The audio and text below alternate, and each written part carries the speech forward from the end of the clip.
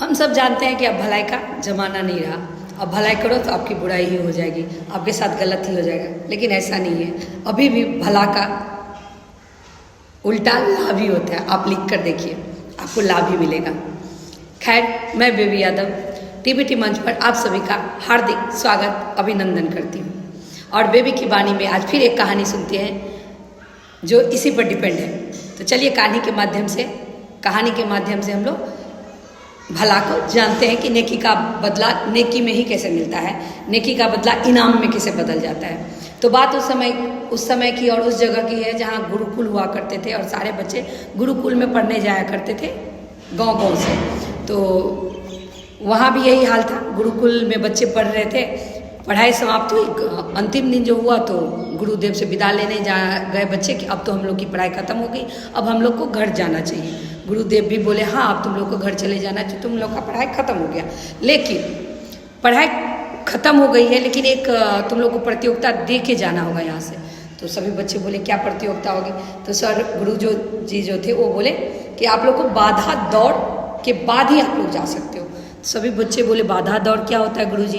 तो गुरुजी ने कहा ठीक है मैं समझा रहा हूँ। गुरुजी ने समझाना शुरू किया। बाधा दौड़ ये होता है कि उसके में आपको पहाड़, खेत, खलिहान को गुजरते हुए एक सुरंग मिलेगा। सुरंग से जो सबसे पहले बाहर निकलेगा वही विजेता होगा।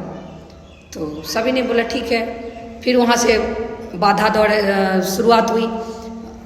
पेड़, पहाड़, पौधा ये सब से गुजरते हुए नदी, नाला ये सब तो ठीक था, खेत खलिहान सभी एक दूसरे का साथ देते हुए निकल गए।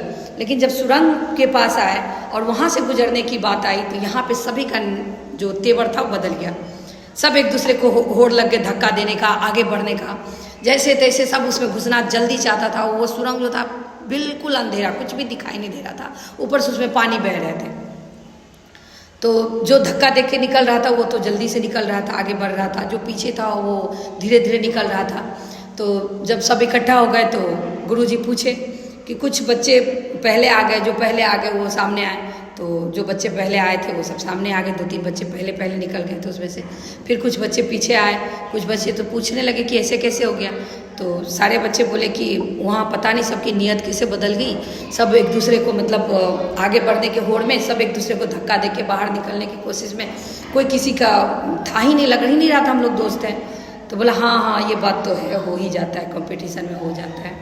तो उसमें से कुछ बच्चे बोलते अरे ये तो ठीक है सर। कुछ बच्चे ना उस पत्थर को चुन चुन के पॉकेट में रख रहे थे। पत्थर चुन के क्या मिलता, इसमें भी लेट हो गया। तो वो गुरुजी बोला अच्छा ऐसा है क्या? जो बच्चे पत्थर कंकड़ को चुन के पॉकेट में रखे वो सबसे सामने आओ। तो कुछ बच्चे सामने आए, 3-4 बच्चे। बोला कि तुम लोग कंकड़ क्यों चुनने लगे थे सुरंग में? तो बोला गुरुजी जब हम लोग गुजर रहे थे तो दिख तो कुछ नहीं रहा था, लेकिन पैर में चुभ जाता था तो बड़ी जोर की लगती थी। तो हम लोग ने सोचा कि ये चुन के पॉकेट में रख लेते ताकि पीछे से जो बच्चे आएंगे उनके पैर में चुभेंगे नहीं। बोले अरे वाह तुमने तो नहीं की करा, लेकिन तुम अपने पॉकेट से जरा ये निकालो तो कैसा पत्थर है।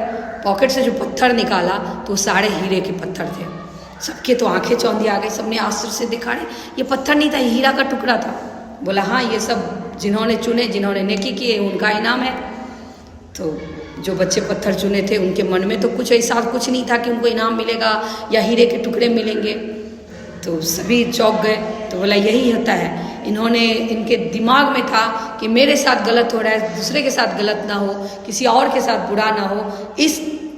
इस तरह से दिमाग में थॉट लेके आगे बढ़ा, इसलिए इनको ये इनाम में मिला। तो कहने का मतलब ये है कि आप जब किसी के लिए भला सोचते हैं, आपके दिल में कहीं ना कहीं नेकी आती है, तो आपके लिए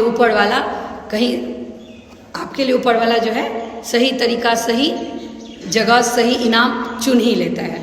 आप जिसको कंकड़ समझ के पॉकेट में रख रहे थे वो हीरे के टुकड़े हो जाएंगे, किसने सोचा था? तो क्या यही कहूँगी कि नेकी करते जाइए। नेकी किसके लिए कर रहे हैं, कैसे कर रहे हैं, ये दिमाग में मत लाइए। आपका इससे फ़ायदा होगा या नहीं होगा ये ना सोचते हुए आप नेकी करते हैं तो ऊपर वाला का इंसाफ जरूर होगा और आपके लिए अच्छा ही होगा। तो क्योंकि इंसानों के सीसीटीवी बंद होते हैं भगवान के लिए, ये हमेशा याद रखिए। भगवान के सीसीटीवी हमेशा चालू रहता है। इसलिए नेकी करते रहिए और आगे बढ़ते रहिए, भला का नतीजा लाभ ही मिलेगा। जी धन्यवाद।